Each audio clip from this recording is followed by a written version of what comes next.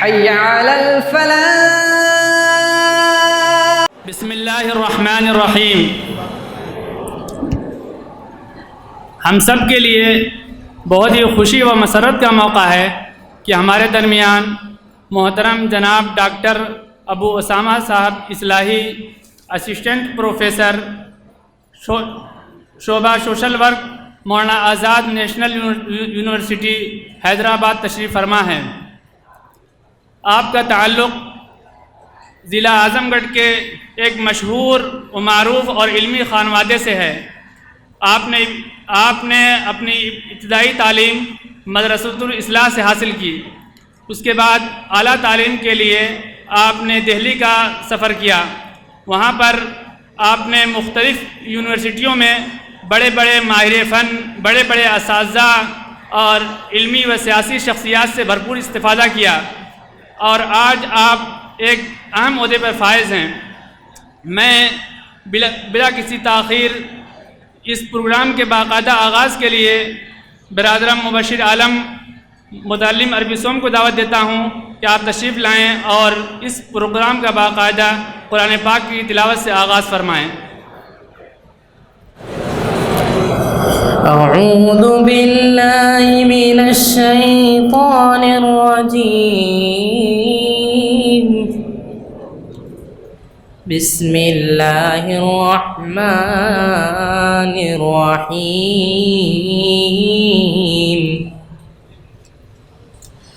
أفغير الله يبتغي حكما وهو الذي أنزل إليكم الكتاب مفصلا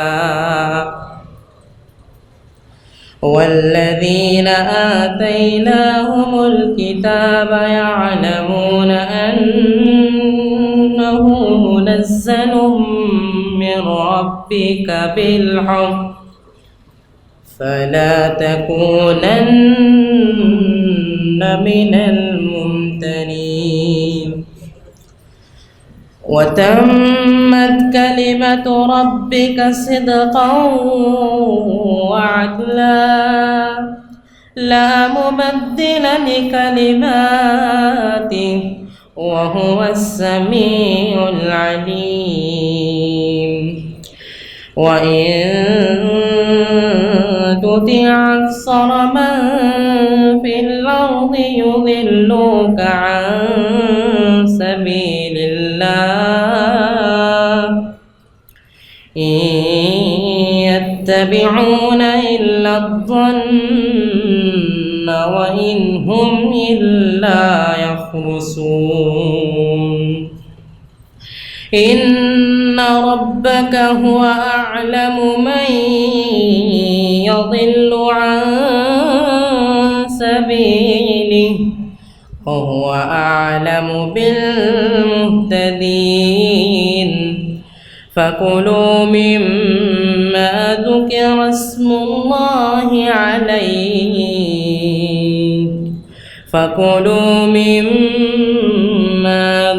اسم الله عليه إن كنتم بآياته مؤمنين.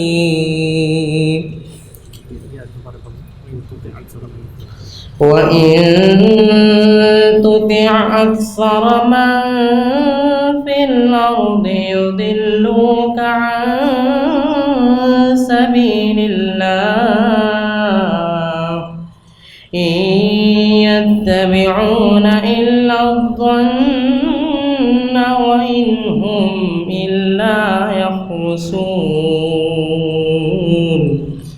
صدق اللہ العظیم.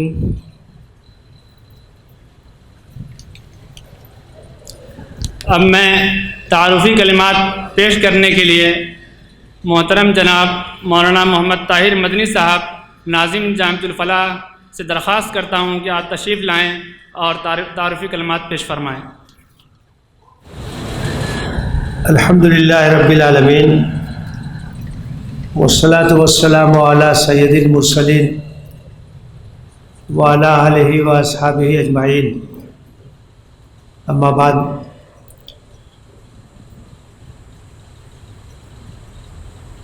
میں معزز مہمانوں کا دل کی گہرائیوں سے استقبال کرتا ہوں۔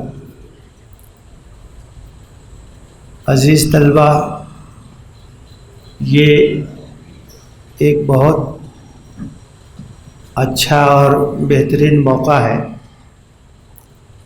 ایک نوجوان اسکالر سے ایک اہم موضوع پر جس کا تعلق موجودہ حالات سے ہے، ہم کو استفادے کا موقع مل رہا ہے۔ جناب ابو اسامہ اصلاحی صاحب، ان کا تعلق اعظم گڑھ ضلع ہی سے ہے اور پھول پور کے پاس بڑا ایک مشہور گاؤں ہے مڈیار، وہاں کے رہنے والے ہیں۔ ہمارے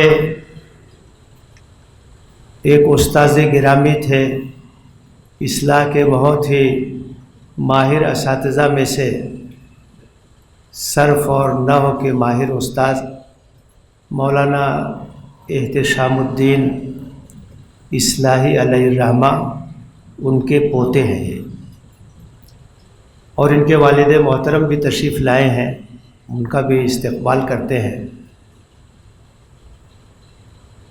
آپ مدرسۃ الاصلاح کے فارغ ہیں اور مدرسۃ الاصلاح سے فراغت کے بعد جامعہ ملیہ اسلامیہ دہلی سے گریجویشن کیا، بی ایڈ کیا، ایم ایڈ کیا، اس کے بعد دلی یونیورسٹی سے سوشل ورک کے اس میں ایم اے کی ڈگری حاصل کی، پھر اس میدان میں وہاں کام بھی کیا،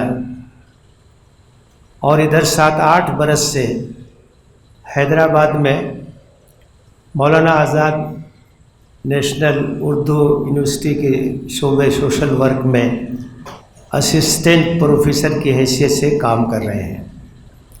تو آپ جانتے ہیں کہ سوشل ورک کی بڑی اہمیت ہے اور کس طریقے سے اس فیلڈ میں کام کیا جاتا ہے، جو این جی اوز وغیرہ ہیں ان کے سلسلے میں کام ہوتا ہے، سماج کے جو طبقات ایسے ہیں جو پسماندہ ہیں ان کو اوپر اٹھانے کے لیے کام ہوتا ہے، اور تمام بڑے تعلیمی اداروں میں یہ ایک اہم ڈپارٹمنٹ ہے، ایک اہم شعبہ ہے جو کہ قائم ہے، اور اس سلسلے میں ریسرچ ورک بھی ہوتا ہے، فیلڈ ورک بھی ہوتا ہے، اس طرح کی خدمات انجام دی جاتی ہیں۔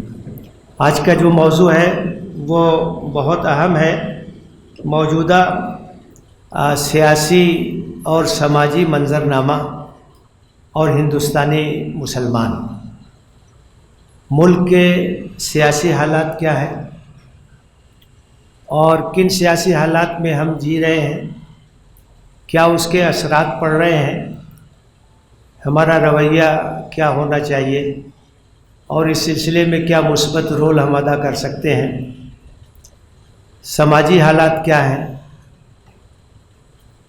ظاہر ہے کہ ہندوستان کی تاریخ کا مطالعہ کرنے والا ہر شخص اور قریب سے جانکاری رکھنے والا ہر شخص اس بات سے واقف ہے کہ ہمارے ملک میں ایک بہت بڑا جو سماجی مسئلہ ہے وہ اونچ نیچ کا مسئلہ ہے، طبقاتی تقسیم کا مسئلہ ہے، چھوا چھوت کا مسئلہ ہے، اور برسہ برس سے یہ چلا آ رہا ہے، اگرچہ مختلف پیمانوں پر آواز بھی اٹھتی رہی، کوششیں بھی ہوتی رہی کہ اس کو دور ہونا چاہیے، کیونکہ ایک آئیڈیل سماج اور ایک مثالی معاشرہ وہ ہوتا ہے جہاں سب کو برابری کا مقام اور درجہ حاصل ہو، جہاں کسی کے ساتھ ظلم اور ناانصافی نہ ہو، جہاں کسی کا استحصال نہ ہو۔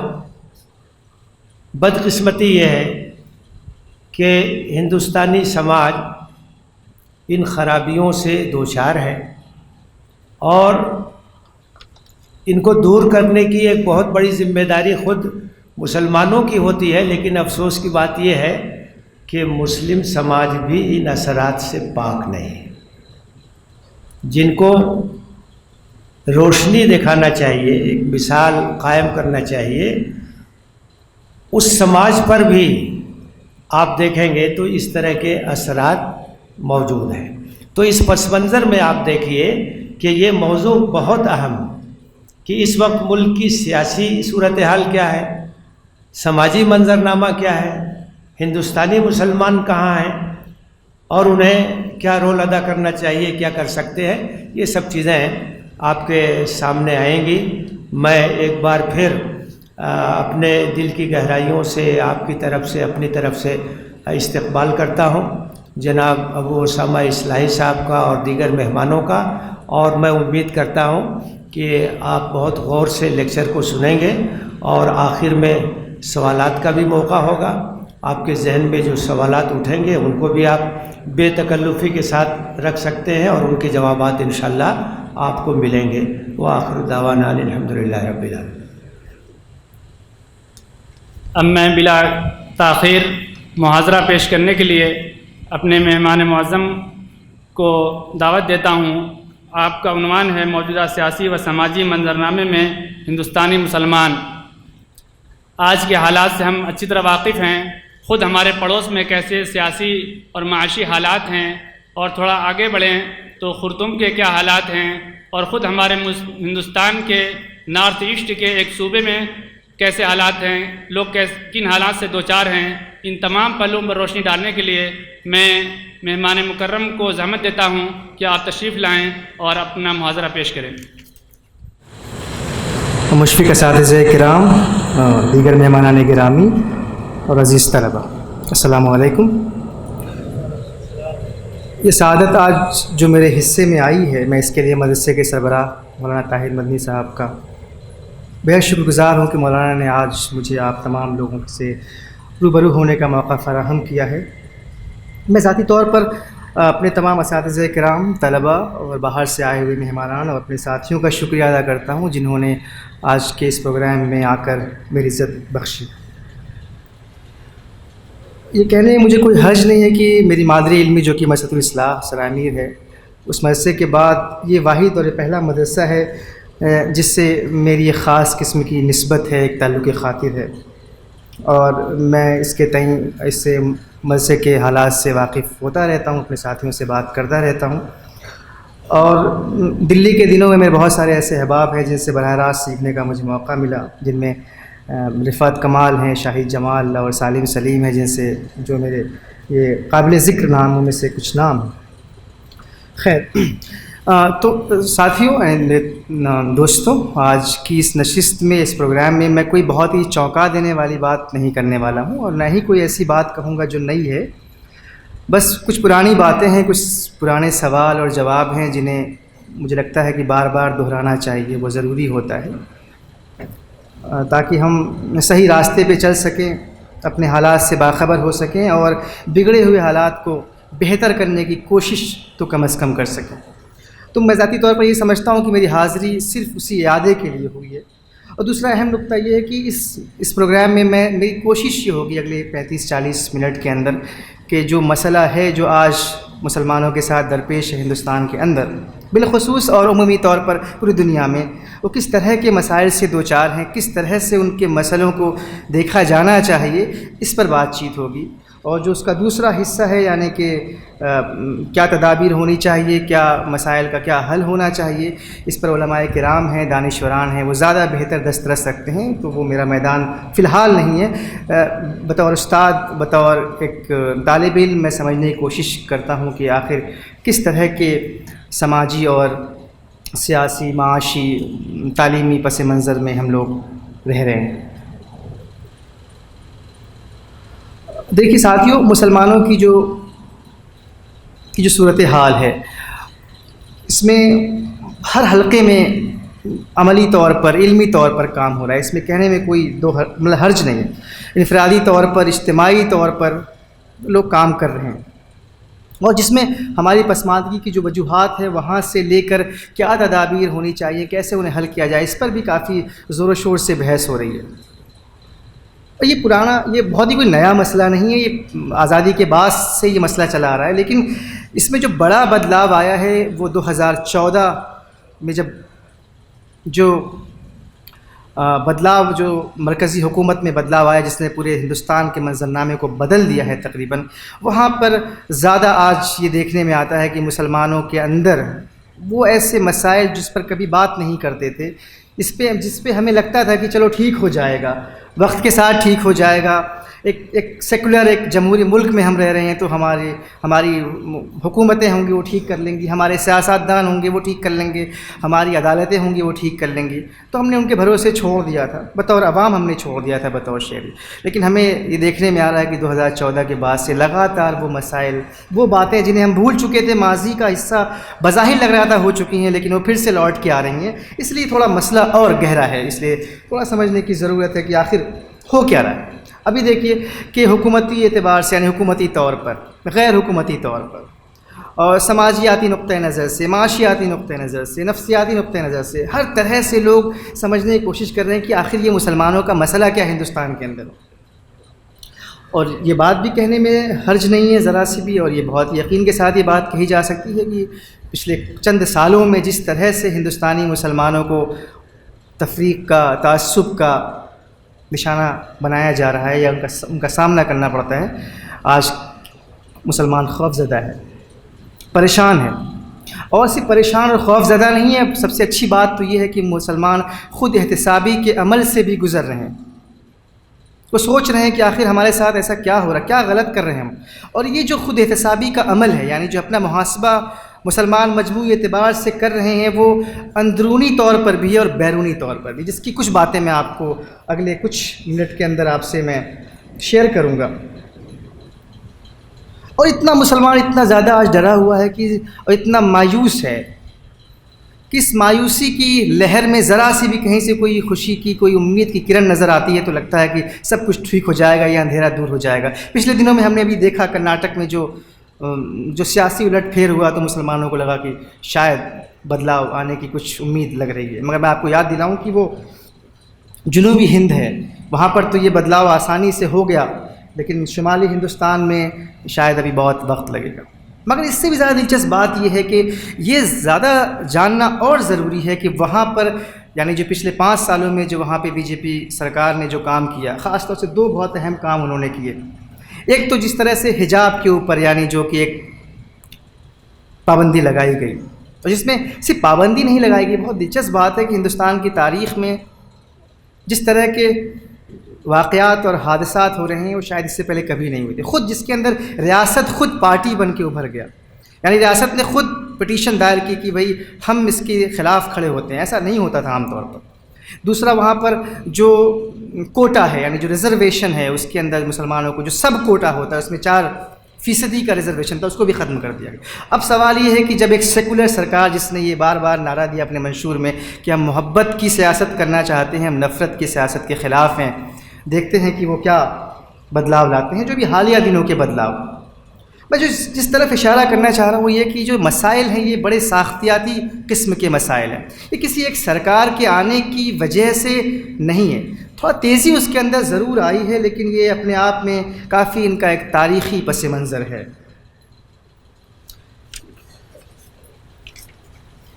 ساتھ ہی کچھ 2-3-4 سوالات ہیں، انہی سوالات کی روشنی میں میں جواب دینے کی کوشش کروں گا۔ جیسے کہ میں نے کہا میرے پاس وقت زیادہ نہیں ہے، سوال و جواب کا وقفہ ہوگا تو آپ کے وہ سوالات آئیں گے تو میں جواب دینے کی کوشش کروں گا۔ پہلا سوال یہ کہ مسلمانوں کی کیوں بات کی جائے؟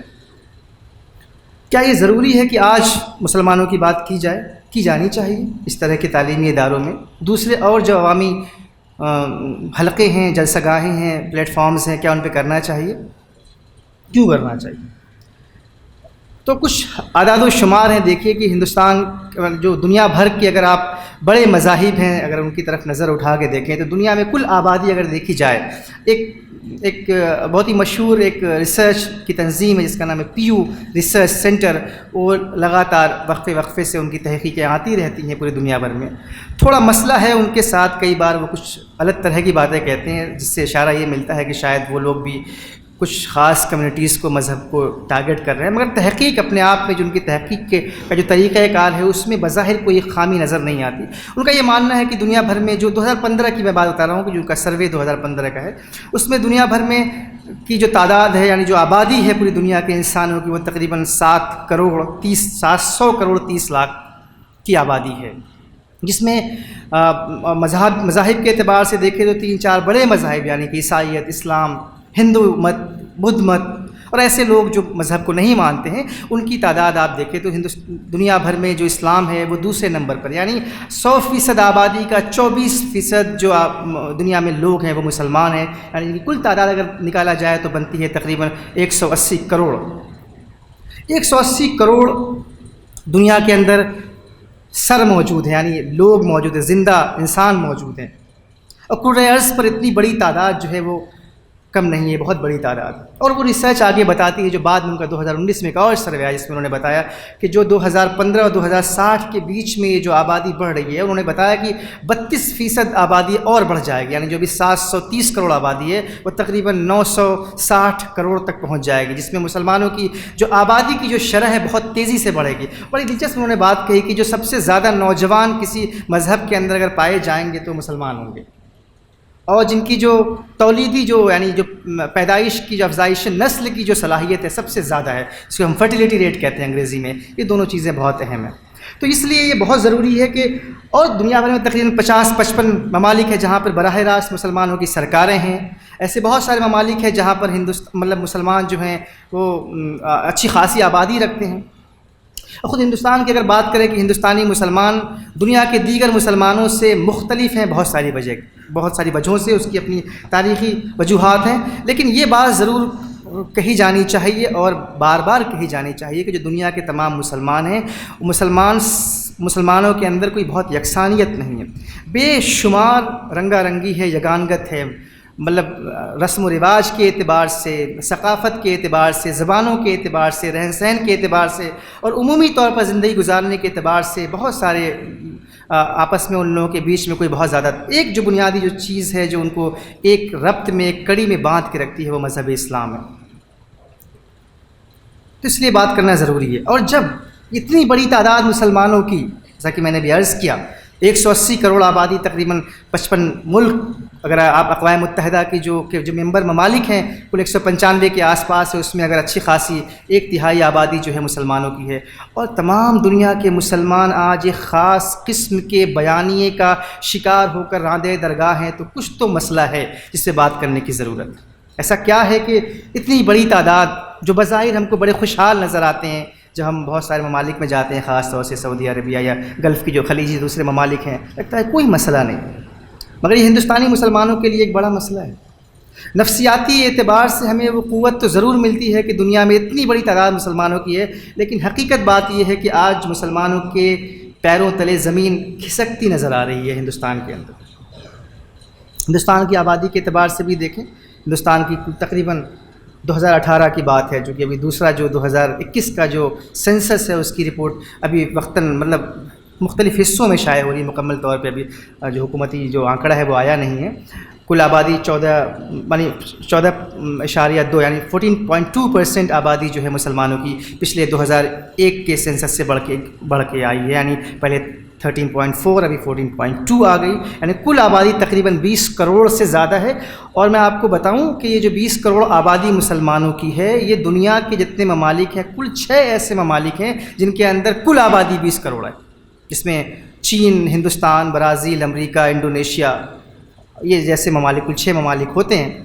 اس کا مطلب یہ ہوا کہ جو 189 ممالک ہیں، 189 جو ملک ہیں، ان میں سے سب سے زیادہ آبادی مسلمانوں کی ہے۔ تو 20 کروڑ کی آبادی اپنے آپ میں کوئی بہت کم نہیں ہے، جس کے اندر بھی اچھی خاصی تعداد نوجوانوں کی ہے، جن سے بہت ساری امیدیں کی جاتی ہیں۔ اور ابھی حالیہ دنوں میں جو ہماری حکومت ہے، یہ بار بار اس بات پہ زور دے رہی ہے کہ چونکہ ہم ایک نوجوان ملک ہیں، اور ہمارے وزیر اعظم اس بات کو بار بار اس بات کی تاکید کرتے ہیں، اس کو دہراتے رہتے ہیں، اس لیے ہمارے اندر بہت جوش ہے، حوصلہ ہے، ہم بہت دنیا میں آگے بڑھ سکتے ہیں، ہم دنیا کی رہنمائی کر سکتے ہیں۔ لیکن اب سوال یہ ہے کہ یہ جو دنیا کی رہنمائی ہے، کیا یہ جو دنیا کے اندر جو پہلے مقام پر پہنچنے کی یہ دوڑ ہے، اس دوڑ میں زمینی حقائق کیا کہتے ہیں؟ کیا ہندوستان کے اندر جو تمام وسائل و ذرائع ہیں، جو ہندوستان کے جتنے بھی جو عوامی ادارے ہیں، جو حکومتی غیر حکومتی ادارے ہیں، وہاں پر جو کمزور طبقات ہیں، جو مسلمان ہیں، جو دلت ہیں، جو آدیواسی ہیں، جو عورتیں ہیں، ان کی حصے داری، ان کی شراکت کہاں تک ہے؟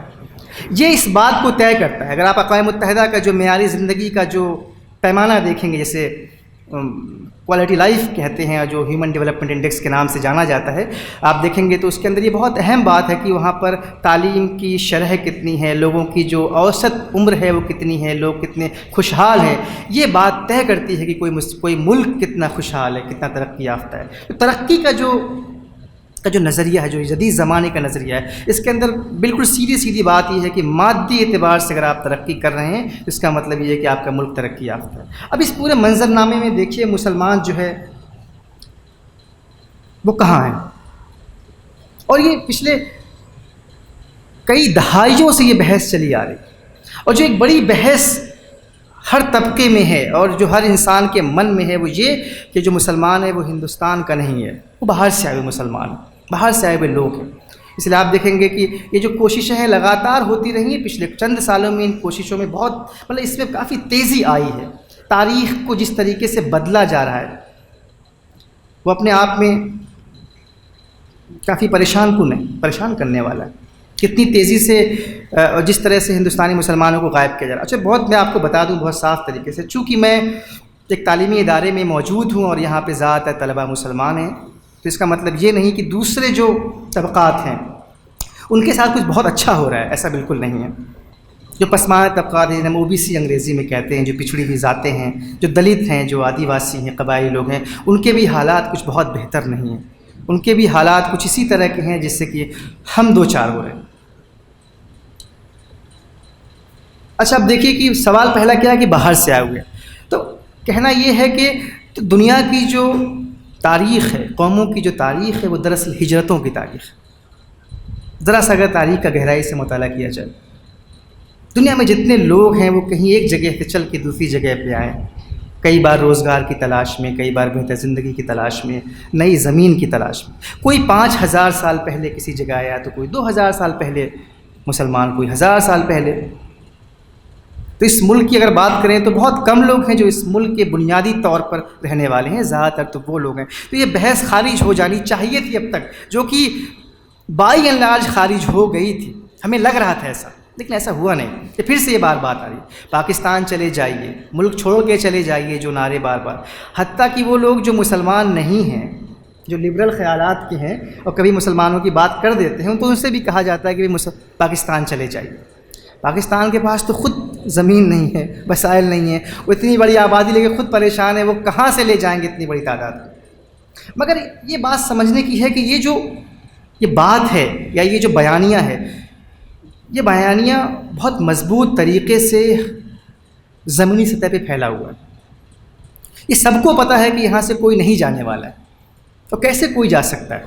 اس کی کوشش ہوئی پچھلے سال، اس طرح سے جو CAA اور جو NRC کی جو پوری بحث ابھی شروع ہوئی ہے، اس کو ابھی ہولڈ پہ رکھا گیا ہے اگلے الیکشن کے لیے، وہ پھر سے شروع ہونے والی۔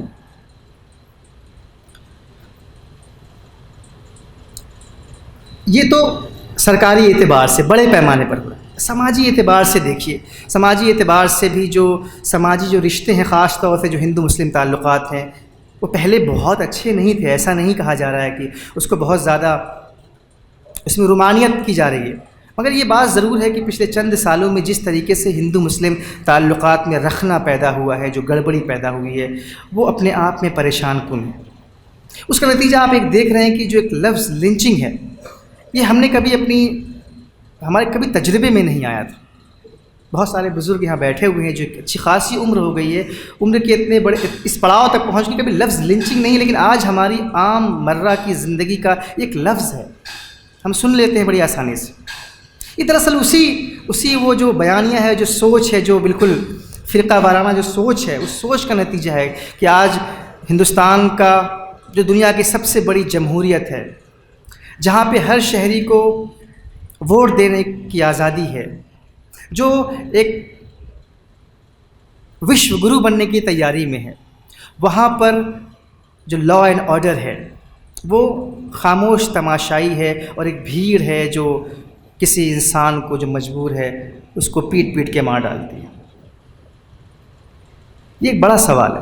یہ سوال صرف مسلمانوں کا نہیں ہے، یہ سوال اس ملک کی عدلیہ پر بھی سوال ہے، اس ملک کے پورے سیاسی اور سماجی تانے بانے کا سوال ہے کہ آخر ایسا کیا ہوا کہ یہ اس بیچ میں لوگ ایک دوسرے کی جان کے در پہ ہو گئے.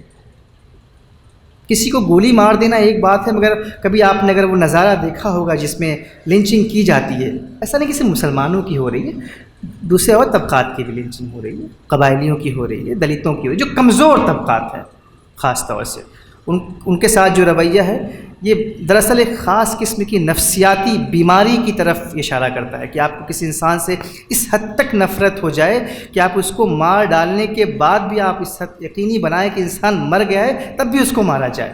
یہ ایک بڑا مسئلہ ابھی ہے. ابھی اسی کے تحت بار بار جو ایک میڈیا کا جو ایک بڑا مسئلہ سیاسی طور پر کھڑا ہوتا ہے کہ جو مسلمان ہیں ہندوستان کے جو مسلمان ہیں وہ صرف ایک طرح کے مسلمان ہیں، ایک طرح سے سوچتے ہیں، ایک طرح سے ووٹ کرتے ہیں، ایک طرح کی زندگی خواہش مند ہیں اور سب کچھ ایک ہے ان کا. تو جو سروے ہے، جو حقائق ہیں، جو زمینی حقائق ہیں، اس بات کی طرف اشارہ نہیں کرتے. ہمیں ہو سکتا ہے تھوڑی دیر کے لیے بات ناگوار گزرے جو میں بات کہہ رہا ہوں، ہو سکتا ہے ہم اس بات پر یقین نہ کریں، مگر حقیقت یہی ہے کہ جو ہندوستان کے جو مسلمان ہیں وہ سیاسی اعتبار سے کافی تقسیم شدہ مسلمان ہیں. چھوٹا موٹا آپ نظارہ دیکھ سکتے ہیں، ابھی جیسے ابھی الیکشن جو ابھی ہو رہے ہیں، جو ہوتے رہتے ہیں، ایک بہت ہی بڑی نیشنل لیول کی اس اعتبار سے، مطلب وہ نیشنل پارٹی قومی پارٹی تو نہیں ہے مگر اس کا ابھی اثر دھیرے دھیرے پھیل رہا ہے. آل انڈیا مجلس اتحاد المسلمین جو اویسی صاحب کی، آپ دیکھیے کہ کس طریقے سے مسلمان ووٹ کر رہے ہیں، کہیں پر ان کو کوئی ووٹ نہیں مل رہا ہے، سارے کے سارے مسلمانوں کا ووٹ کسی اور پارٹی کو چلا جا رہا ہے. تو یہ کہنا جو کہ میڈیا کی طرف سے، اور میں آپ کو بتا دوں چلتے چلتے بہت ضروری ہے کہ جتنی بھی یہ مصیبت اور جتنی بھی یہ پریشانی دکھ رہی ہے اور جس طریقے سے مسلمانوں کے لیے زمین تنگ ہو رہی ہے، اس سے میڈیا کا بہت اہم رول ہے. اس نے اتنا اہم رول ادا کیا ہے کہ اس کا اندازہ ہم دھیرے دھیرے کر رہے ہیں اور اب پتہ چل رہا ہے کہ یہ بنیادی طور پر یہ میڈیا کن لوگوں کے ہاتھوں میں ہے. تو یہ میڈیا کا ہی پروجیکٹ تھا کہ جو مسلمان ہیں وہ صرف مسلمانوں کو ووٹ کرتے ہیں. ایسی بالکل بات نہیں. تو 3 باتیں سیاسی اعتبار سے 3 باتیں بہت اہم ہیں. پہلی بات تو یہ کہ جو ہندو مسلم کے بائنری ہے، انتہائیں ہیں، اس سے ہٹ کے دیکھنے کی ضرورت ہے. یہ بالکل ٹھیک نہیں ہے. جس طرح سے دوسری قومیں سب کچھ سوچ سمجھ کے ووٹ کرتی ہیں، کئی بار وہ ذات برادری دیکھتی ہیں، کئی بار وہ علاقہ دیکھتی ہیں، کئی بار اپنے گاؤں گھر کی ترقی دیکھتی ہیں، اپنی شناخت دیکھتی ہیں، ویسے ہی مسلمان بھی ووٹ کرنے کا جو ان کا پیٹرن ہے وہ یہی ہے. وہ صرف مسلمان دیکھ کے ووٹ نہیں کرتے یا ہندو مسلم کی تناظر میں ووٹ نہیں ہوتا ہے. یہ بات سمجھنے کی ہے پہلی بات.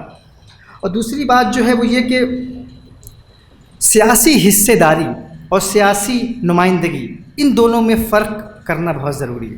سیاسی نمائندگی کا مطلب کیا ہوا؟ سیاسی نمائندگی کا مطلب یہ ہوا کہ جو گرام سبھائیں ہیں، جو لیجسلیٹو اسمبلیز یعنی ودھان سبھائیں ہیں، جو لوک سبھائیں ہیں، اس سب میں مسلمان چن کے کتنے پہنچ رہے ہیں، پہلی بات. اور دوسری بات یہ کہ مسلمانوں کی جو ووٹ کرنے کی جو تعداد ہے یا جو شرح ہے وہ کیا ہے. ان دونوں میں خاصا فرق ہے. مثال کے طور پر 2014 کے الیکشن میں یا 2019 کے الیکشن میں آپ دیکھیں گے کہ پہلی بار 2014 میں پہلی بار 1992 یعنی جب پہلا عمومی ہندوستان میں الیکشن ہوتا ہے اس کے بعد سے پہلی بار ایسا ہوا کہ لوک سبھا میں اتنے کم مسلمان چن کے آئے، کل 23 مسلمان چن کے آئے. پہلی بار ایسا ہوتا ہے. لیکن آپ 2019 میں دیکھیں گے تو وہ تعداد کچھ بہت زیادہ نہیں بڑھی، وہ تعداد بڑھی صرف 3 اور لوگ چن کے، یعنی 2019 میں کل ملا کر 26 لوک سبھا میں مسلم ایم پیز چن کے آتے ہیں. مگر سمجھنے کی بات دیکھیے، سمجھنے کی بات تو تعداد گھٹی ہے، یہ تعداد کافی گھٹی ہے. لیکن آپ اگر دیکھیں گے ووٹ کرنے کی شرح دیکھیں گے، اس کو میں کہہ رہا تھا کہ یہ مطلب مسلمانوں کی سیاسی حصے داری یا شراکت، ووٹ کرنے کا جذبہ، ووٹ کے تئیں سوچ بچار کرنا، کس کو ووٹ دینا، بالکل ویسے ہی جیسے ہم سبزی خریدتے وقت یہ بہت محنت کرتے ہیں کہ کون سا آلو اچھا ہے اور یہ نیا ہے کہ پرانا ہے، پیاز اچھی ہے خراب ہے، اس کا چھلکا کیسا ہے، ایسے ہی مسلمان ووٹ کر رہے ہیں. آپ دیکھیں گے جو 26 لوگ چن کے آئے ہیں لوک سبھا میں وہ تقریباً 10 مختلف پارٹیوں کے ہیں. اور اس میں دلچسپ بات یہ ہے کہ اس میں صرف 9 لوگ ایسے ہیں جو دوبارہ چن کے آئے، باقی جو 17 لوگ ہیں وہ پہلی بار چن کے گئے ہیں۔ تو یہ آپ نہیں کہہ سکتے ہیں کہ مسلمانوں کے اندر سیاسی اعتبار سے جو بیداری ہے وہ نہیں بڑھی ہے، وہ کافی بڑھی ہے۔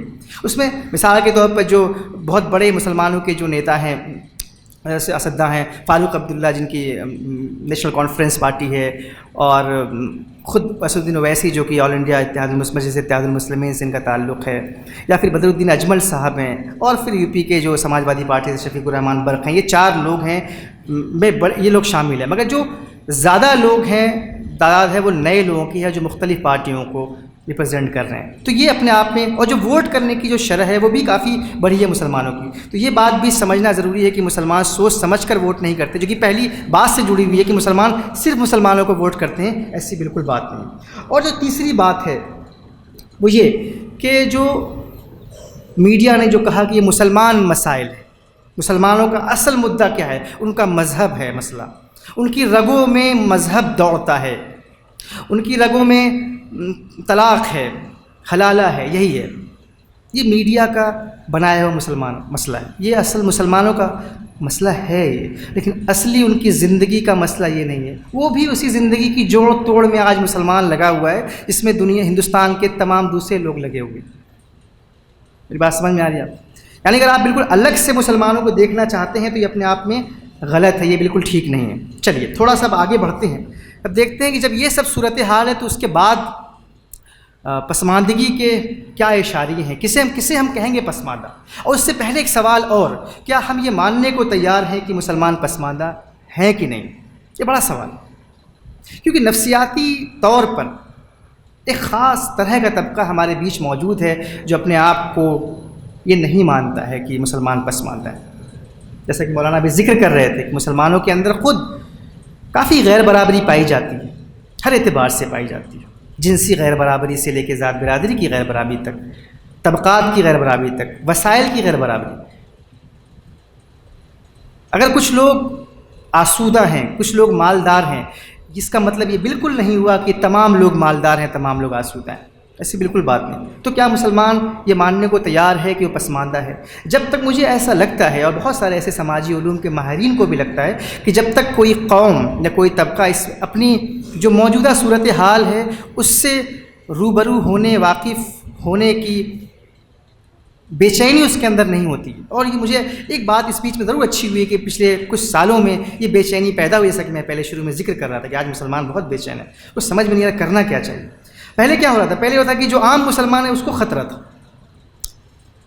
جو پڑھا لکھا طبقہ ہے، جس کی بہت اچھی نوکری ہے، جس کے پاس بہت وسائل ہیں، اس کو عام مسلمانوں کے مسائل سے کوئی مسئلہ نہیں تھا، کوئی وابستگی نہیں ہے۔ لیکن آج ہندوستان کا ہر مسلمان خوف میں ہے، اس کی وجہ کہ اس کے وجود کا سوال ہے۔ آج مسلمان ہونے کی قیمت ادا کرنی پڑ رہی ہے۔ تو اس سے مطلب بالکل نہیں ہے کہ آپ آسودہ ہیں کہ پسماندہ ہیں، آپ مسلمان مرد ہیں کہ عورت ہیں، آپ شہر سے ہیں کہ گاؤں سے ہیں، اس سے کوئی مطلب نہیں۔ آج مسلمان مجموعی اعتبار سے پریشان ہے، خطرے میں۔ تو اب پسماندگی کے بڑے پیمانے کیا ہو سکتے ہیں؟ تو آپ سب لوگ جانتے ہوں گے، زیادہ تر تو کم سے کم ایسا مانتا ہوں میں جانتے ہوں گے، کافی شور ہوا، ہنگامہ ہوا کہ جب ہم 21ویں صدی میں پہنچے تو دنیا بھر میں، پوری دنیا کے ممالک اکٹھا ہوئے اقوام متحدہ میں، جس میں خود ہندوستان ایک بہت ہی مضبوط دعوے دار ہے شروعاتی دنوں سے، یعنی 1945 میں جب پہلا جب اقوام متحدہ کی جب تشکیل ہوتی ہے تو اس کے اندر ہندوستان موجود ہے، اس کا ممبر ہے، وہ سگنیٹری، اس نے سائن کیا اس میں۔ تب سے کافی مضبوط دعوے داری ہندوستانی گورنمنٹ کی سرکار کی رہی ہے۔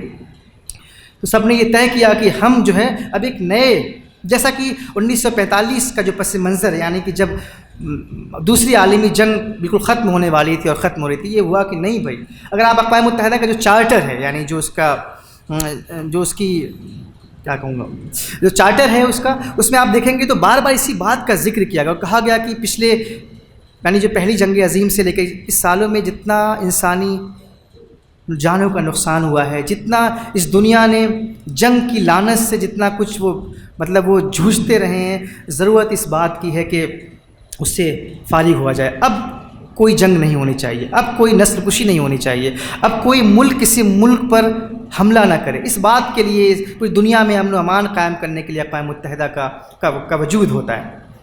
اور اسی اقوام متحدہ کے ذریعے آپ دیکھتے ہیں بہت سارے اور مختلف اعلامیے اور بہت سارے کنونشنز لگاتار آتے رہتے ہیں اور ملکوں کو کہتے ہیں کہ بھائی آپ کریں گے. وہ ایک الگ بحث کا سوال ہے کہ اقوام متحدہ کا رول بذات خود کافی اس پر کافی سوال ہے.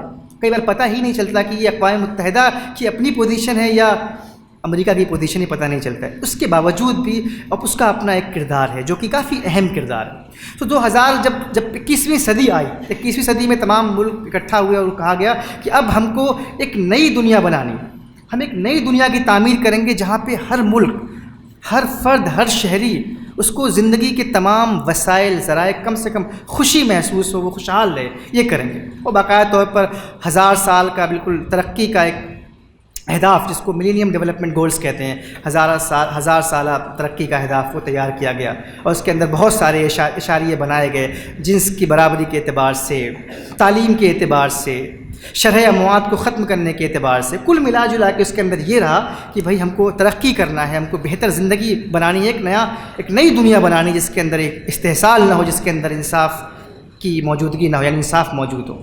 وہیں دیکھیے ہندوستان جسے اتنا بڑھ چڑھ کے حصہ لیا، اس کی خود اپنی جو مائنورٹیز ہیں، خاص طور سے جو مسلمان ہیں، ان کی صورتحال کا اندازہ اس کی بہت جلدی 2 اور کمیٹیز بنتی ہیں ہندوستان میں جنہیں آپ لوگ جانتے ہیں. سچر کمیٹی رپورٹ، دوسری ہے رنگ ناتھ مشرا کمیشن.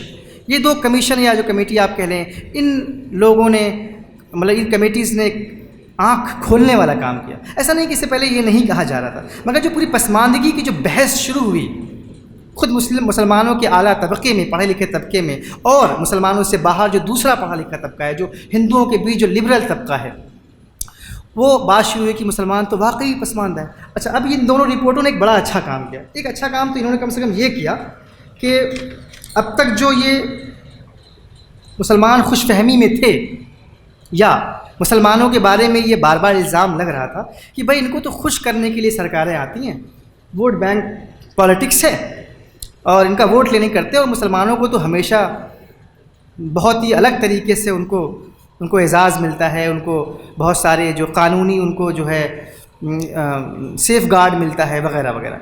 اس نے بہت صاف کیا کہ بھئی دیکھیے ایسا نہیں ہے. جو مسلمانوں کی جو صورتحال، تو انہوں نے 3 پیمانے تیار کیے، یعنی پسماندگی کا یا کسی بھی پسماندگی کا جو تضاد ہوگا وہ ترقی ہے. ترقی کے 3 اشاریے یا 3 پیمانے طے کیے. باقی سماجی اعتبار سے مسلمان کیسے، معاشی اعتبار سے مسلمانوں کی صورتحال کیا ہے، اور تعلیمی اعتبار سے مسلمانوں کی صورتحال. یہ 3 بنیادی اشاریے پر انہوں نے بات کی. اس بحث میں نہیں جاؤں گا، لیکن تھوڑی سی بات ضرور کرنا ضروری سمجھتا ہوں. وہ یہ کہ تو انہوں نے صاف کیا کہ بھئی دیکھیے ایسا ہے، اگر مسلمانوں کے ساتھ اتنی ہی اگر ہمدردی ہو رہی ہوتی تو آج مسلمانوں کی صورتحال یہ نہیں ہوتی. تو انہوں نے کافی بڑا سروے کیا، اور راجندر سچر کافی بڑے مطلب مانے جانے جج تھے، اور جنہوں نے بہت سارے لینڈ مارک ججمنٹ دیے، اور ان کی کافی شبیہ بہت صاف رہی ہے، بہت کھرے جج مانے جاتے تھے. ان کی سرکردگی میں بہت سارے لوگوں کو اکٹھا کیا گیا اور لوگوں نے یہ رپورٹ تیار کی. اب اس میں کیا ہوا؟ اب اس میں یہ ہوا کہ جب تعلیمی شرح، تعلیم، خواندگی، ان تمام چیزوں کو اکٹھا کیا گیا، یعنی پرائمری لیول سے لے کے ہائر ایجوکیشن یا اعلیٰ تعلیم جسے ہم کہتے ہیں، اس میں یہ پایا گیا کہ مسلمانوں کی صورتحال تو بہت خراب ہے. کم و بیش ان کی جو صورتحال ہے وہ دلتوں سے تھوڑا اوپر ہے، 1% اوپر ہے، اور معاشی اعتبار سے تو اور مسئلہ ہے. تو اب جو بار بار یہ بحث ہم لوگ بھی کر رہے ہوتے ہیں کہ جو مسلمان ترقی نہیں کر رہے، اسے مسلمان خود ذمہ دار ہے. یہ سوال ہے سوچنے کا کہ اگر کوئی انسان، یعنی کوئی ایک قوم، ایک طبقہ اگر ترقی نہیں کر پا رہا ہے تو اس کا ذمہ دار کون ہے؟ ذمہ داری کس پہ ڈالی جائے گی؟ تو ہم نے بھی کہا کہ بھائی ہم ہی ذمہ دار ہیں اس کے لیے. اس رپورٹ نے کہا کہ بھائی یہ مسلمان ذمہ دار نہیں ہے اس کے لیے. اس کے لیے تو پورا ایک ڈھانچہ ہے، جو سماجی ڈھانچہ ہے، جو معاشی ڈھانچہ ہے، جو سرکاریں ہیں، وہ ذمہ دار ہیں مسلمانوں کے لیے. کیوں؟ انہوں نے بتایا تھا کہ دیکھیے جتنی بھی جو مذہب کے اعتبار سے، جیسے ہندوؤں کی بات کریں، یا پھر آپ ہندوؤں کے اندر آپ دلت کی بات کریں، یا پھر قبائلیوں کی بات کریں، مسلمانوں کی بات کریں، اس میں آپ دیکھیں گے کہ جو جنسی شرح ہے وہ سب سے زیادہ مسلمانوں کے اندر پائی جاتی ہے، بہتر لگاتار. یعنی عام طور پہ جو شرح نکالی جاتی ہے وہ ہے کہ 1000 مردوں پر کتنی عورتیں ہیں. سمجھ آ رہی ہے؟ اس سے پتہ چلتا ہے کہ جو جنسی تناسب ہے وہ اچھا ہے کہ نہیں ہے. تو یہ پایا گیا کہ مسلمانوں کے اندر تو ہمیشہ جو عورتیں ہیں وہ ہمیشہ مردوں سے زیادہ ہیں۔ اس کا مطلب یہ ہوا کہ صنفی مساوات کہیں نہ کہیں مسلمانوں کے اندر زیادہ ہے، بہتر ہے۔ یہ بات بہت اہم ہے، جو کہ اس سے پہلے میڈیا بار بار کہہ رہی تھی کہ مسلمان جو اپنی عورتوں کو پر ظلم کرتے ہیں۔ یہ بالکل اپنے آپ میں بات ہے کہ ایک پدرسری سماج کا ہم حصہ ہیں، لیکن یہ جو بات بار بار کہی جاتی ہے کہ مسلمان عورتیں بہت مظلوم ہیں، یہ بات بالکل اعداد و شمار کے اعتبار سے غلط ہے۔ اس کی میں نے ایک مثال آپ کو یہ دی۔ دوسری بات بہت اہم ہے، جو ساختیاتی تعصب اور تشدد کے اعتبار سے آپ امتیازی سلوک ہے یہ تو مسلمانوں کے ساتھ، کہ آپ دیکھیں گے جو پرائمری یعنی پہلی سے 5ویں تک کے جو مسلمانوں کا جو ایکسس ہے، یعنی جو انرولمنٹ ہے، وہ سب سے زیادہ ہائی ہے، سب سے زیادہ ہے جتنی بھی قوم ہیں، یعنی جو اپر کاسٹ ہندو ہیں ان سے بھی زیادہ مسلمان۔ لیکن جیسے جیسے یہ آگے بڑھتے ہیں یہ شرح کم ہوتی جاتی ہے، یعنی پرائمری میں سب سے زیادہ مسلمان آپ کو ملیں گے، مسلمانوں کی تعداد، یعنی 100 مسلمانوں میں کتنے مسلمان آگے بڑھ رہے ہیں۔ تو جیسے ہی آپ سیکنڈ یعنی مڈل کلاس تک پہنچتے ہیں تعداد کم ہو گئی، جب سیکنڈری تک پہنچتے ہیں تعداد اور کم ہو گئی، ہائر سیکنڈری تک پہنچتے ہیں تعداد اور کم ہو گئی، اور جیسے ہی آپ پہنچتے ہیں ہائر ایجوکیشن میں، اعلیٰ تعلیمی اداروں میں، تعداد اور کم ہوتی چلی جا رہی ہے۔ تو ایک بہت ہی گراف جو ہے یہ کافی گرتا ہوا گراف ہے، جو کہ اس بات کو کی طرف اشارہ کرتا ہے کہ اس کا مطلب مسلمان پڑھنا چاہتے ہیں۔ اور یہ پھر ایک اور بنیادی سوال ہے، بڑا سماجیاتی قسم کا سوال ہے کہ بھائی دنیا میں کون نہیں پڑھنا چاہتا ہے، دنیا میں کون گندگی میں رہنا چاہتا ہے، دنیا میں کون ہے جو ترقی نہیں کرنا چاہتا ہے؟ سب لوگ کرنا چاہتے ہیں، کون گندگی میں رہنا چاہتا ہے؟ لیکن مسلمانوں کی بستیاں گندی ہیں، کیوں؟ لیکن آپ مسلمانوں کے گھروں میں جائیں گے تو گھر بڑے صاف ہیں، تو بستیاں گندی ہیں، گلیاں ہیں نہیں ہیں، نالیاں کھلی ہوئی ہیں، کوئی سیوک فیسلٹی نہیں ہے، لیکن ان کے گھر میں جائیں گے تو قالین بھی ہے اور شربت روح افزا بھی ملے گا، آپ کو بڑی صفائی ملے گی۔ تو بڑا تضاد ہے یہ۔ اس کا مطلب مسلمان کیا گندے ہوتے ہیں؟ نہیں، مسلمان گندے تو نہیں ہوتے پھر اگر ایسی بات ہوتی۔ اسی طرح سے آپ بے روزگاری کو دیکھیے، بے روزگاری کی جو شرح ہے وہ مسلمانوں کے اندر بہت زیادہ ہے۔ ابھی میں ایک اور آپ کو سروے ابھی بالکل نیا آیا ہوا ہے، آل انڈیا ہائر ایجوکیشن سروے آتا ہے، وہ ہر سال آتا ہے، تو ابھی 2021 کا جو سروے ہے وہ بھی میں آپ کے ساتھ شیئر کرتا ہوں اسی سچر کمیٹی کے حوالے سے، کہ وہ کیسے وہ اس کے اندر بدلاؤ۔ اچھا ٹھیک ہے، اب دیکھیے کیا ہوا، معاشی اعتبار سے دیکھیے کہ مسلمانوں کی جو نمائندگی ہے خاص طور سے جو گورنمنٹ یعنی جو حکومتی ادارے ہیں اس کے اندر کافی کم ہے۔ وہ پورے اعداد و شمار ہے میرے پاس موجود ہے، میں پڑھ کے آپ کو مطلب میں بیزار نہیں کرنا چاہتا ہوں، بس تھوڑا سا سمجھ لیجیے، اگر کوئی سوال آتا ہے تو میں ظاہر اس سے بات کر لوں گا۔ لیکن آپ یہ سمجھیے کہ معاشی اعتبار سے مسلمانوں کی صورتحال بہت ہی خراب ہے، خاص طور سے ایسی جگہوں پر خراب زیادہ ہے جہاں پر انہیں ایک پروسیجر کا سامنا کرنا پڑتا ہے۔ یہ بات سچر کمیٹی نے بھی کہی، یعنی جہاں پر سرکاری ادارے موجود ہیں اور جہاں پر سرکاری اڑچنیں موجود ہیں، جہاں پر شفافیت نہیں ہے، وہاں پر مسلمانوں کی تعداد کم ہے، نمائندگی کم ہے۔ لیکن جہاں پر اوپن فیلڈ ہے، مثال کے طور پر میڈیا ہے، مثال کے طور پر سنیما ہے، مثال کے طور پر دوسرے اور فنون لطیفہ ہیں، جہاں پر کوئی بہت کمپٹیشن نہیں ہے، جہاں پہ سرکاریں موجود نہیں ہیں، وہاں مسلمان بہت آگے ہیں۔ مطلب آپ دیکھ لیجئے، سنیما میں دیکھ لیجئے، آپ فنون لطیفہ میں دیکھ لیجئے، پینٹنگ میں دیکھ لیجئے، آرٹس میں دیکھ لیجئے، جہاں پہ کوئی کمپٹیشن نہیں، اوپن فیلڈ ہے، کھلی ہوئی فیلڈ ہے، وہاں مسلمان بہت آگے ہیں۔ کیا مطلب ہوا؟ اس کا مطلب پھر سے یہ مطلب ہے کہ معاشی اعتبار سے بھی جو مسلمانوں کی پسماندگی ہے اس کی ذمہ داری سماجی ڈھانچے پر ہے، نہ کہ مسلمانوں کے اوپر ہے۔ اور سیاسی اعتبار سے میں نے آپ کو یہ حوالہ دیا۔ اب رنگناتھ مشرا کمیشن نے بھی یہی بات کہا کہ کیا جائے، تو بڑی دلچسپ اور بہت ہی انقلابی سفارشات دی سچر کمیٹی نے اور رنگناتھ مشرا کمیشن نے۔ انہوں نے کہا کہ بھائی مسلمانوں کو ریزرویشن ملنا چاہیے، خاص طور سے جو پسماندہ دلت مسلمان ہیں، جس کی کہ مجھے معافی کے ساتھ کہنا پڑ رہا ہے کہ بات کرنے کا وقت آ گیا ہے، بہت ضروری ہے کہ ہم میں سے زیادہ تر وہ لوگ ہیں جو سید شیخ برادری سے ہیں، ان کا کہنا یہ ہے کہ بھائی ذات پات تو مسلمانوں میں ہوتی نہیں ہوتی ہے، بالکل نہیں ہوتی ہے۔ لیکن زمینی حقائق یہ کہہ رہے ہیں کہ مسلمانوں میں ذات برادری ہے، یعنی اسی ذات کی بنیاد پر بھی مسلمانوں کے بیچ میں تفریق ہے، غیر برابری ہے، رسائی نہیں ہے وسائل تک، رسائی نہیں ہے تعلیمی اداروں تک، رسائی نہیں، اس کی وجہ سے ہے۔ تو وہ بھی اس پہ بات کرنی، اسی بات کی طرف اشارہ رنگناتھ مشرا کمیشن نے کیا کہ جو دلت مسلمان ہیں ان کو ایک باقاعدہ قانونی فہرست یعنی کانسٹیٹیوشنل کیٹیگری بنانے کی ضرورت ہے، جس کو بھی بڑا ہائی لائٹ کیا اس نے، لیکن وہ سرکار نے اس کی طرف کوئی بہت توجہ نہیں دی۔ خود مسلمانوں کی طرف سے بھی آوازیں اس کے خلاف اٹھی لوگوں نے کہا کہ اس کی ضرورت نہیں ہے، مسلمان میں تو ذات برادری ہے ہی نہیں، ذات برادری کتابوں میں نہیں ہے، مذہبی کتابوں میں نہیں ہے، لیکن سماج کے اندر ذات برادری ہے۔ اور آپ دیکھ لیجئے کہ وہ مسلمان جو تعلیمی اداروں میں منڈل کمیشن کا جو ریزرویشن ہے، جس میں 49.5% ریزرویشن دیا گیا، جس میں OBC 27%، باقی اور آدیواسی اور دلت لوگ ہیں، اس میں آپ دیکھیں گے جو OBC مسلمان کو شامل کیا گیا منڈل کمیشن کی وجہ سے، اب آپ دیکھیے اس کی لاکھ مخالفت کی مسلمانوں نے، باقی لوگوں نے، لیکن ان کی تعلیم کی جو شرح آپ دیکھیں کافی ہائی ہے، کافی اوپر چلی گئی اس کی وجہ سے، ان کو ریزرویشن ملا تعلیمی اداروں میں۔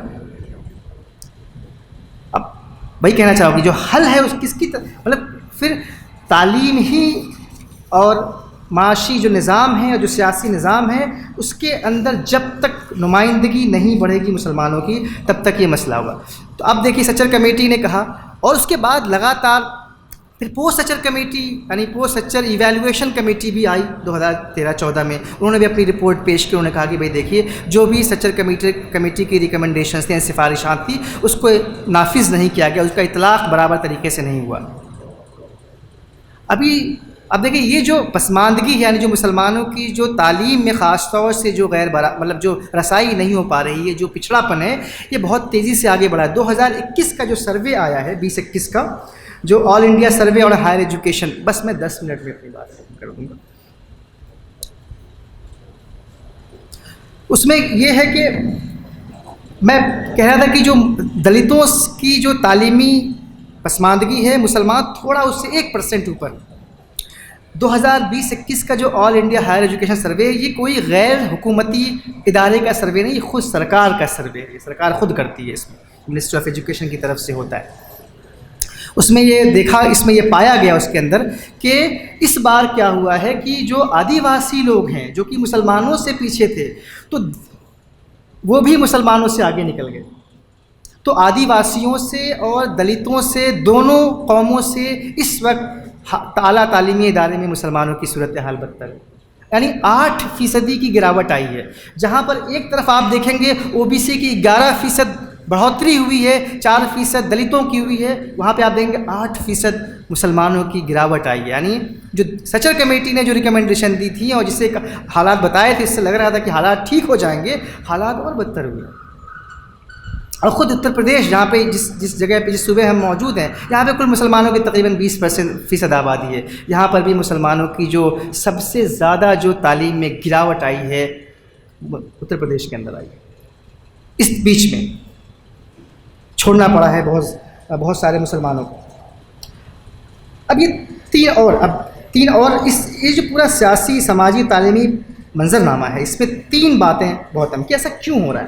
جیسا کہ میں کہہ رہا تھا کہ 2 سطح پر یہ بات ہے، ایک تو ساختیاتی مسئلہ ہے اور دوسرا مسلمانوں کا چھوٹے پیمانے پر تھوڑی بہت مسلمانوں کی اپنی ان حالات کی وجہ سے بھی کمیاں پیدا ہو گئیں۔ جیسا کہ میں نے کہا کوئی نہیں چاہتا ہے غریب رہنا، لیکن جب ایک لگاتار نسلوں سے غریبی چلی آ رہی ہو تو کئی بار راستہ نہیں سوچتا ہے۔ تو اب جب راستہ نہیں سوچتا ہے تو آپ کو لگتا ہے کہ بھئی تو محنت ہی نہیں کرنا چاہتے ہیں۔ تو تھوڑا سا اندرونی مسئلہ بھی لیکن مسلمانوں کے ساتھ ہے، جس پہ بات کرنا بہت ضروری ہے اور ہو بھی گیا ہے، مگر زیادہ مسئلہ مسلمانوں کو جو ہے وہ باہر سے ہے۔ دیکھیے سب سے زیادہ بے روزگاری جو ہے اس پورے دور میں، سب سے زیادہ اگر کسی کی بے روزگاری کسی بھی قوم کی ہے مذہبی اعتبار سے تو مسلمانوں کی ہے۔ اور یہ پہلی بار یعنی پچھلی کئی دہائیوں میں پہلی بار ایسا ہو رہا ہے کہ تعلیمی اعتبار سے اور روزگار کے اعتبار سے دونوں جگہ پر مسلمان اتنے زیادہ اچانک سے پیچھے ہو گئے، جبکہ بظاہر لگ رہا ہے کہ ہر جگہ انٹرنیٹ کا زمانہ ہے، آن لائن تعلیم کا سلسلہ شروع ہو گیا ہے، سب کے پاس موبائل ہے، سب لوگ بالکل ہائی ٹیک ہو گئے ہیں، لیکن ایسے میں آپ دیکھیں گے کہ مسلمانوں کی صورتحال جو ہے وہ کافی مشکل ہے اور لگاتار گراوٹ کی طرف ہے۔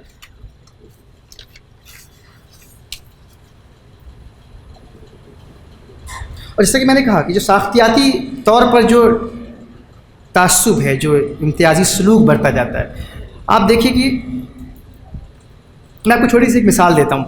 ایک صاحب ہے سکھدیو تھوراٹ تھے جو کہ UGC کے چیئرپرسن بھی تھے، انہوں نے ایک بڑی دلچسپ تحقیق کی۔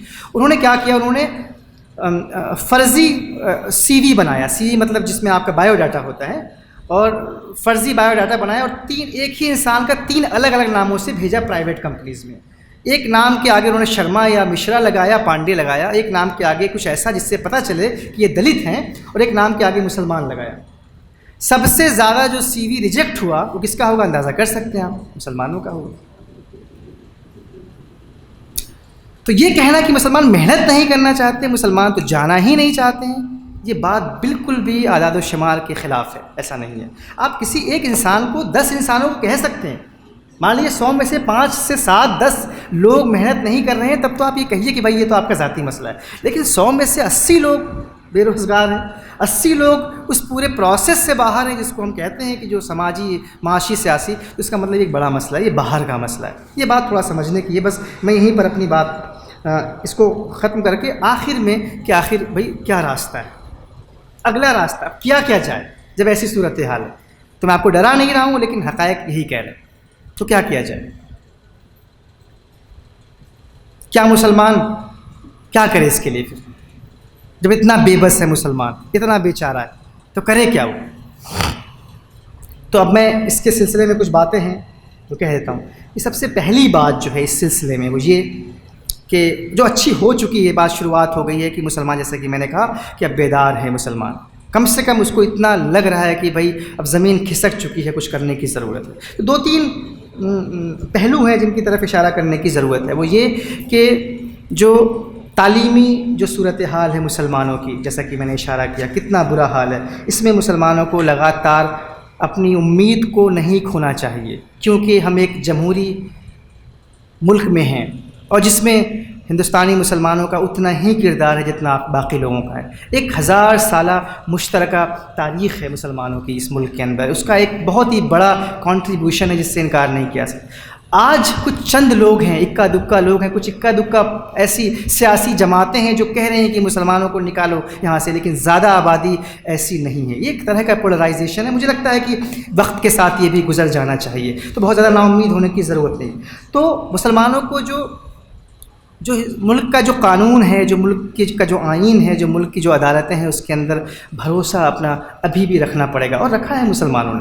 مسلمانوں کے ساتھ لنچنگ ہوئی، مسلمانوں کے ساتھ اتنے بڑے پیمانے پر فسادات ہوئے مظفر نگر سے لے کے آگے تک، لیکن آپ دیکھیے کہ جس طرح کا ریئیکشن مسلمانوں نے دیا ہے وہ خود سرکاروں کے لیے بھی چونکانے والا ہے. کسی مسلمان نے ہتھیار نہیں اٹھایا، بلکہ مسلمانوں نے شاعری کرنی شروع کر دی. مسلمان آگے بڑھے، پڑھنے کی بات کی انہوں نے، دستور کی بات کی انہوں نے، تمہید پڑھنی شروع کی، قانون کا جو آئین ہے اس کو پڑھنا شروع کیا.